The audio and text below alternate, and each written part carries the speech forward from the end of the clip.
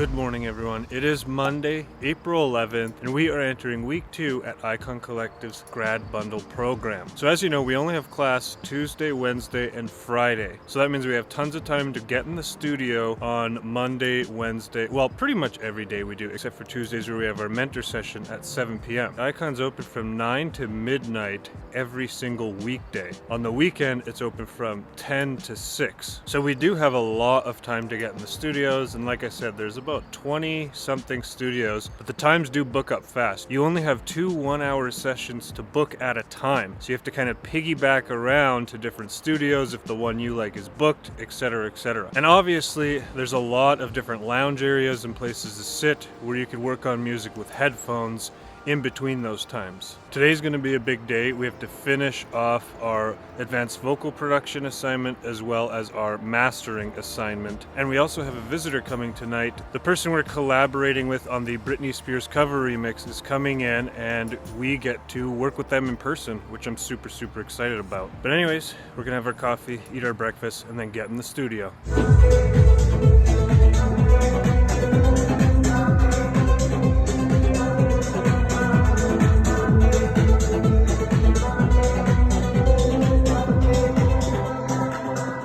Good morning, everyone. It is Tuesday, April 12th. Yesterday was a bit of a doozy. We had a ton of problems installing Pro Tools and with our account and blah, blah, blah. It was super annoying because it's just a bunch of extra stuff that we had to do that took up a lot of time to get things installed. But nonetheless, we got all our homework done for week 1 and handed in for our classes this week. Didn't vlog much yesterday, but we did hit up Jordan Maffey's office hours. She works for Beatport, she works for the school, she does a whole bunch of really cool stuff within the music industry. One of the cool things she showed us was how to create our own DJ chart on Beatport.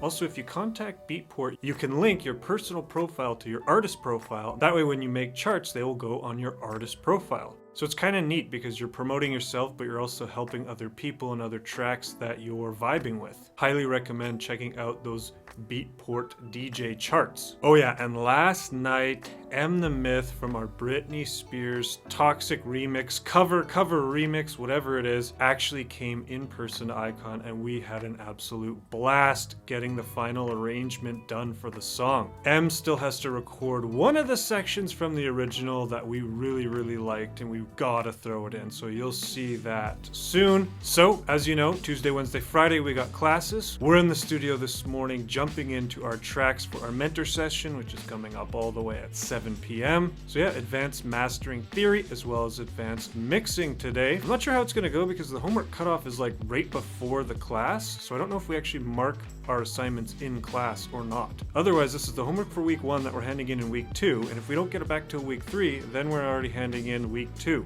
Think about it. I don't know, we'll see, but I'm excited to see what the instructors say about our assignments. As usual, once we're done classes, we'll hop back on here and let you know exactly what we did. Good afternoon, everyone. We're back in the Bliss Lounge, and I wanted to recap for you my advanced mixing class that we had this afternoon. Essentially what the instructor did was run us through the next mixing assignment, which is on hip-hop. I originally thought that this class would be advanced mixing techniques for our own work, but it seems to be more geared towards being a mixing engineer, so taking other people's tracks and mixing them for them. The genre that we went over today was hip-hop, and we essentially got to see what the instructor does for the entire track that then we have to go and mix now. In particular, what stood out to me was just grabbing the right tool for the job. I find that I feel overwhelmed with how many plugins and stuff there are, so I'm just grabbing whatever I'm used to. And whatever I'm used to isn't necessarily the tool for the job, it's just what I'm most comfortable with. And so it's kind of broadening my perspective on all the different types of plugins that are available, you know, because there's different EQs that do different things, there's some that are emulated from old school gear, there's some that are precision based and all that kind of stuff. Another thing that I noticed is that rather than like using one tool to do one job, he'll layer a bunch of different plugins to kind of split the job between a whole bunch of different compressors or EQs. That's not something I really do, so I'm just really interested in understanding what the concepts are behind doing stuff like that. I mean, I could definitely hear the difference when he would A and B turn it all off and then turn it all back on. So it's definitely definitely something that I'm going to be paying attention to. Yeah, other than that, in a little while here, we got our mentor session coming up, which I'm really looking forward to, because we're doing our secret project. Our homework for advanced mixing is literally to mix the same hip-hop song. We've already heard how it's supposed to sound, or what a good mix sounds like, and now we have to take it and apply our own knowledge and our own tools to see what we can achieve for this mix. We're going to get ready for our mentor session. We'll talk to you soon. Good morning, everyone. It is Wednesday, April 13th, and we just got to Icon. We're sitting in the courtyard. It's about 8:45 in the morning right now. We're actually going to do some journaling prior to our studio session this morning. I think I forgot to recap the advanced mastering theory class yesterday, and so we do have the practical today, but let me just tell you what we went over. Essentially, we were talking about matching tone. This is something that is useful as a mastering engineer if somebody sends you a track and they want it to sound similar, or if you have a body of work like an EP or an album and you want each track to have like the same sonic signature. And so we spent the entire class going over different types of EQs, different types of compressors, and really what the message that I'm getting is like, what is the right tool for the right job? I'm finding that I reach for the same EQ, the same compressor, because I know it and it feels overwhelming to learn a different one. Where it's not even really about learning a specific plugin, it's just about knowing in general how to use a compressor, how to use an EQ, and then narrowing down which one is the best one for the job. So that's kind of the journey that we're going on with this whole mastering thing. It all comes back to those 4 principles that we talked about last week: correction, control, enhancement, and finalization. So yeah, today's another big day. It's Wednesday. We have advanced mastering practical in the mastering studio, and then we have advanced vocal production. Other than that, studio. We got a ton of work to do. We're finishing a lot of music right now, and I could not be more excited. We're gonna have our coffee and then wait for Icon to open. Good evening. It's still Wednesday. It's about 8 p.m. After our advanced vocal production class, I went to go eat dinner, and then we had a studio session, and now here we are. Generally, these are how my days are going. I'm doing as many studio sessions as I possibly can. I'm trying to work in some office hours because I got a lot of work to do on my secret project, and we're making an absolute ton of music right now. Let's recap our vocal production class. This one was all about vocal tuning and time correction, and so the primary application that we're using for this is Melodyne. There's definitely other software out there that can do tuning, but Melodyne by far is the most powerful vocal production software available. If you don't have it or you've never heard of it, go and check that out. This is really cool because the instructor is actually comping, editing, tuning her own track with her own vocal. She's been doing this a long time and essentially acts as her own vocal producer, engineer. She's making her own tracks. It's absolutely mind-blowing to watch this process. And so yeah, essentially she just took us through Melodyne and showed us exactly what to look for, how to comp, even how to leave certain kind of inflections that you may want to correct to be perfect, to leave those alone depending on the performance. And so these are things that I never really thought of. I don't know about you, but I've gone into some vocals in Melodyne, chopped them up, and then just double clicked, which automatically puts them on the grid perfect, as if the pitch was sang perfect, which obviously isn't how singing works. There's always imperfections, but that's what makes the performance. So we're not done with this yet. We've got next week on tuning as well, because it's a big deal. Using Melodyne, it's a huge program. There's lots of different things to learn, but this is so freaking exciting for me because this is where I started. I started remixing vocal tracks, and then my very first release was a vocal track. So a lot of this stuff I learned by myself. I downloaded Melodyne, I watched some YouTube videos,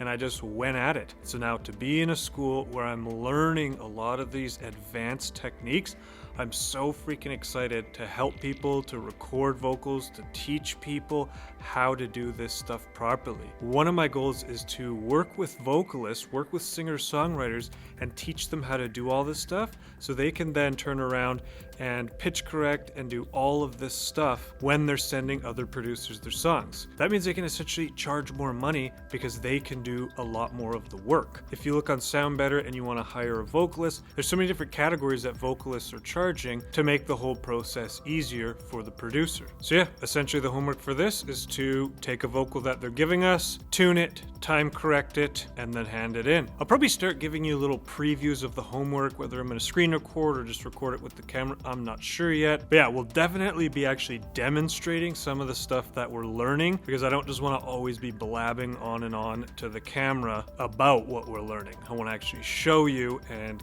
get into things. What a good day. Oh my god, I didn't recap. So at noon, we jumped into the mastering studio for the practical portion, and they actually got this new crazy saturator thing called the black box. And so basically the instructor went through that and then went through all the different hardware. This time in detail, we got to ask as many questions as possible because most of us have been in the mastering studio. For me, I think I'll jump back in there this weekend and try and apply the things that we learned. And pretty much it was just a very detailed breakdown of what all the gear in there does, whereas last week was just an introduction to it, and then we got access to the studio. We could start fiddling around in there, and now we're starting to actually really learn what each thing does. I think we're gonna head home. I was gonna do another studio session, but it's already 9 o'clock and I'm feeling tired. I hope everybody's having a good week. I hope you're liking the vlog so far. We'll talk to you soon. Good morning, everyone. Here we are in Studio 141. This is probably my favorite studio. It's Thursday, so we're making Thursdays all about the beginning of the week, classes, and homework.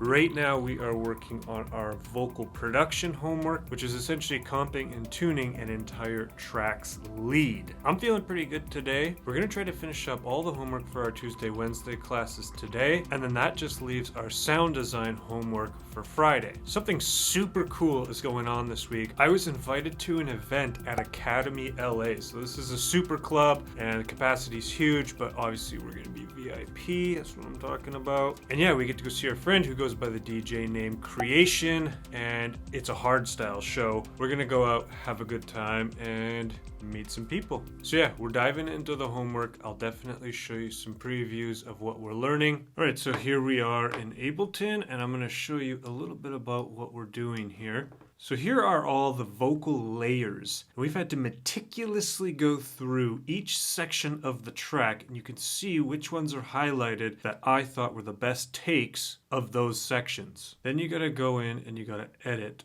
each and every little section like that. Put your fades on, make sure that things aren't too loud. If they are, you need to turn them down. Cleaning up any pops or clicks. Next step, you bring it into Melodyne. Let's just do this little section over again just to show you. It's time to make a start. So there we go. That recorded in. And then we make our edits. So essentially you kind of want to listen to where the different inflections are for the singing style, as well as the different vowels, consonants, and word changes. When you have dips like this, you want to cut that. When you have interesting little situations where it kind of bubbles up like that, you want to cut that as well. Right here, there's a nice little inflection. And a cut there, make all your nice little cuts. So when you cut it in Melodyne, you're not actually changing anything. It's when you drag it around that you're changing something. And so this has it in the key of C sharp minor, and all these lines here would be technically exactly on pitch, which really is not what you want for a vocal, because we're all human and the voice isn't perfect. It's more about the performance and the emotion behind the lyrics. Let's listen to it against the instrumental. It's time to make a start. I don't know how the quality is going to be. I'm having some troubles recording audio from my laptop, so I'm using my camera microphone. It's good to listen to it in context with the music and without, but for the most part, you want to hear it with the instrumental. It's time to make a start. I think that sounds really good. Maybe move that one up a little bit. It's a bit flat. It's time to make a start. We are learning the finer details of how to properly pitch and time correct a vocal. Good morning, everyone. It is Friday, April 15th, and as you can see behind me, the next track from our What If bootleg EP is out. What if these classic tracks were made in 2022? We've torn them apart, we've analyzed them, we wanted to see what makes these tracks stand the test of time. This was a really fun project to do, and we're not done yet. There's plenty more tracks to come. With this comes some exclusive merch, Blood Rave, and this one will have an exclusive piece of clothing. I'm super excited about this. Just look at how this looks.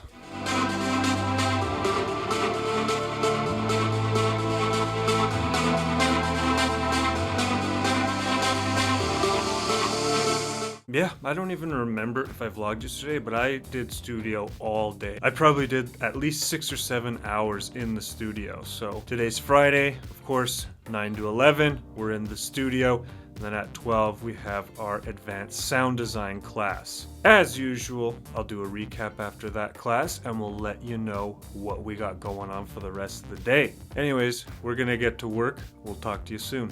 Good afternoon. It's shortly after our sound design class, and honestly, another amazing class. It's a close tie for me for my favorite classes between advanced vocal production and advanced sound design. Essentially what Lumberjack did was he went through all of Serum and showed us every single Easter egg, every single secret that he knows about the program. And I'm going to show you right now because there are some next level tips that he gave us. So here we are in Serum. The first thing I'm going to show you is this delay knob function. Let's listen to our melody. So you can hear it's kind of wobbling like that right away. And maybe we want that to delay a little. So we turn that up to 1/8. It's going to take an 1/8 note for that wobble to come in. We have the LFO on the filter cutoff. Let's go to LFO 2 and say we want to do something similar, but we want to do it on the fine knob.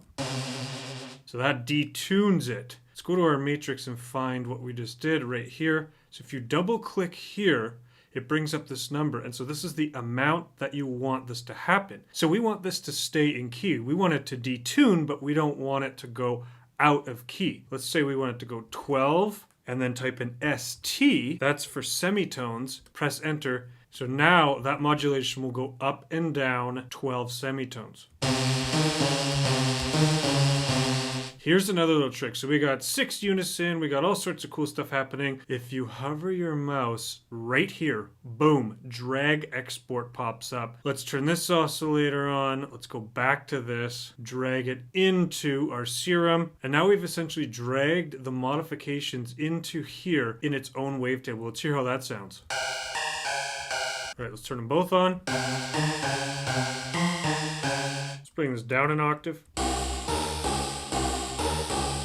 So we've essentially just resampled what we were doing here with 6 unison layers of this Juno saw. Pretty freaking crazy. We've got ourselves a really nice bassy preset, and we barely had to do anything. So some really cool Serum tricks that I'm learning. So it's incorporating tools like this to make your sounds stand out from the rest. So yeah, I love learning these out-of-the-box techniques from producers who do a completely different genre. I mean, if you hear that lead, I could easily throw that into a techno track, and I think it would sound really good. What do we got going on for the rest of the day? I am heading to one of LA's super clubs, Academy. It's going to be interesting. Hardstyle, not totally my thing, but I think it's going to be absolutely overwhelming, to be honest. I have not been out since COVID started. Not gone to any events, not done anything. Realistically, I've been in a room like this for the last 3 years, aside from traveling to LA and being in my hometown. So don't worry, I'll grab some footage from my phone of the club, and I think it's going to be a really good time.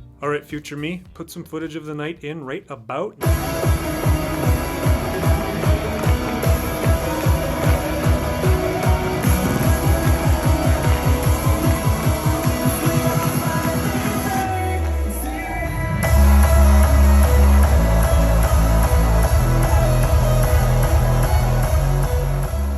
Good morning, everyone. It is Saturday, April 16th, and we just got to Icon. It's about 11:45. This morning, we are meeting back up with Brittany Egbert, and we are continuing recording vocals for our collaboration. Last night, we went to the nightclub Academy LA, and honestly, we had an amazing time. You already saw some of the footage from that, but just what a fun experience. Even when clubs started opening, I just kind of kept in my studio routine because I was still in school. One of the most fun nights I've had in a while. I just didn't realize how much I missed just being out, dancing, listening to loud music in a dimly lit room. But yeah, not long before Brittany shows up, so we're gonna get our coffee in us and eat our breakfast.